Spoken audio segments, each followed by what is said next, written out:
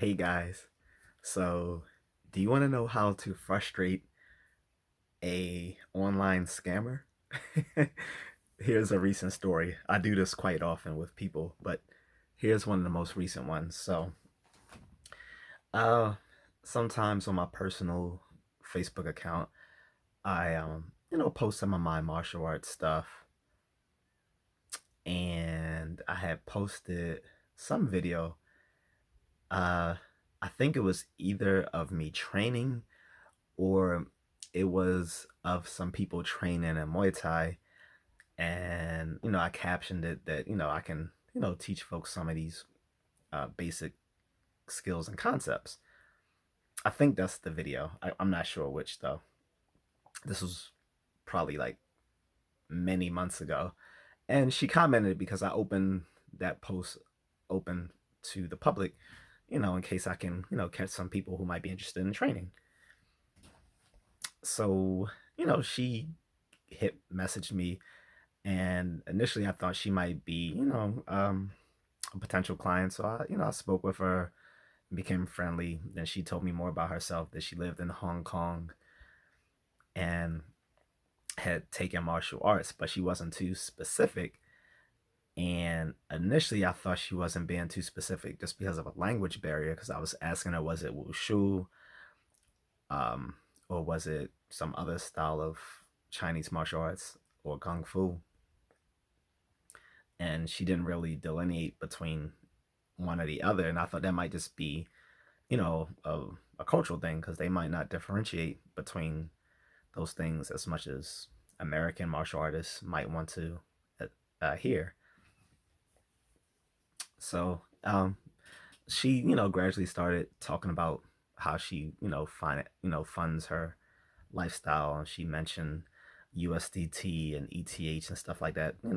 Words for words crypto bros throw around. So instantly started getting the myth that she was just someone who's trying to work her way into trying to get me to get into some sort of crypto or forex bullshit.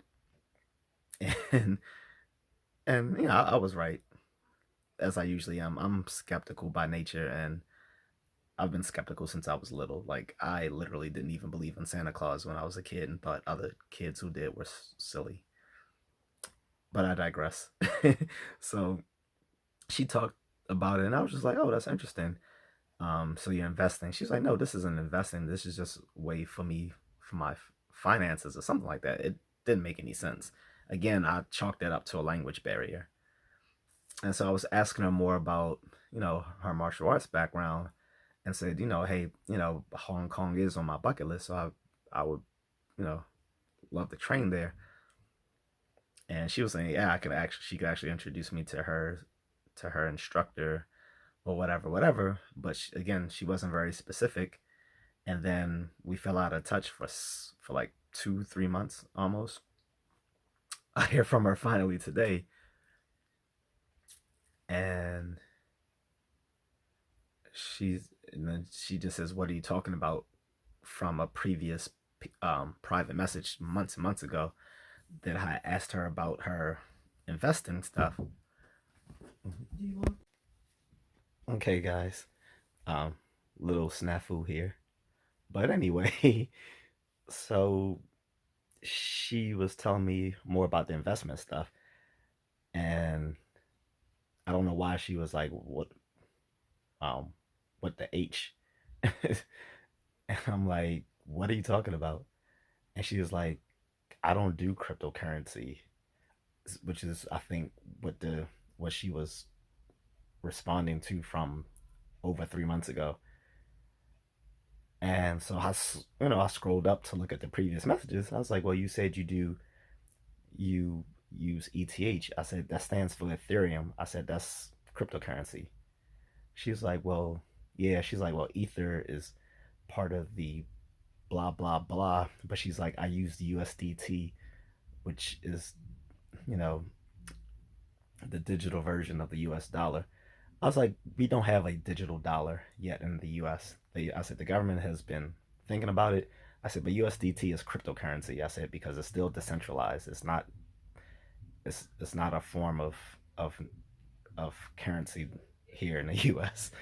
So anyway, so she admitted that she uses cryptocurrency reluctantly. I don't know why, but that's just more red flags, which I already knew that it was eventually going to come down to some sort of forex or crypto sort of BS.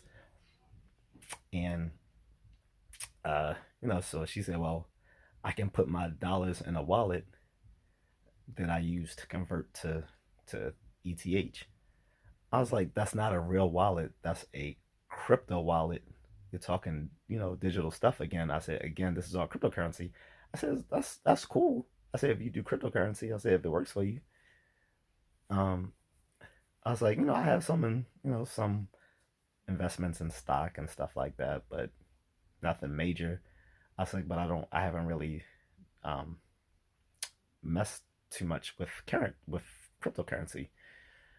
And she started talking more and more about it, which I completely lost interest. And then she was saying how she can use it to fund her lifestyle. Apparently, she gets $3,000 a day, earning it through some sort of scam that she does, that or Ponzi scheme, whatever you want to call it, that she puts money into, that goes through some blockchain in Ukraine or whatever. And so then I finally got to ask, after like almost 4 months. I finally got to ask. I've been waiting for the ask to drop, not ass, ask, ASK. I was waiting for the ask to finally drop, and she was like, "Well, um, if have you heard about the Russian Ukraine war?" I was like, "Yeah, I'm aware of it." And people who've seen my videos before, I'm quite aware of it, and you know what I think about it. Fuck Ukraine. So anyway, um, she's like, "Well, the stuff that I do is, besides earning that $3,000 or whatever a day through it, it helps with the cause." And she's like, if you like to help out, she's like, you can you know use this money, and it's gonna go towards helping people in Ukraine.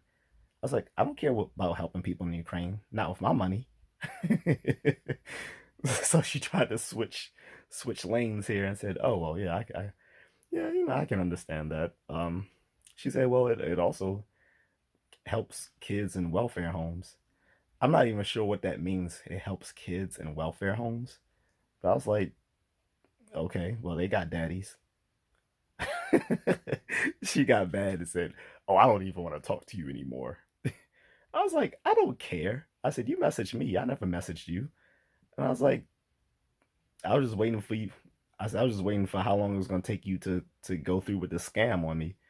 I was like, "Don't message me anymore," because I said, "You're just a scammer." So so I blocked her, and she looked rather frustrated because I checked after I unrestricted the my personal profile to her, that I guess that she had also blocked me on her end as well. So I guess she felt rather frustrated that her long term strategy didn't work on me. But again, don't try a skeptic. Like, I'm a bona fide card carrying skeptic, literally card carrying, from CFI, Center for Inquiry. Have a little card that says associate membership. Don't try us. I literally have degrees in psychology and philosophy, so I know just about every sort of logical, psychological fallacy, reasoning error that most people try. I know all the different ways people can scam you through social psychology and stuff like that. So sorry, scammer. Try some other idiot. Maybe it'll work on them, and maybe look prettier too. That might help you as well, because you're not even a good honey trap. Like, pick a struggle. And her English was, the funny thing is, on this new conversation with her today, her English was pretty eloquent. for an online discussion, which made me think that our prior discussion 3 months ago, it wasn't a language barrier at all. She was just um, deliberately trying to waffle about. So, anywho, that's the end of my story. I hope you guys enjoyed how to frustrate a foreign scammer. You can try this tactic on people as well if you like fooling with people.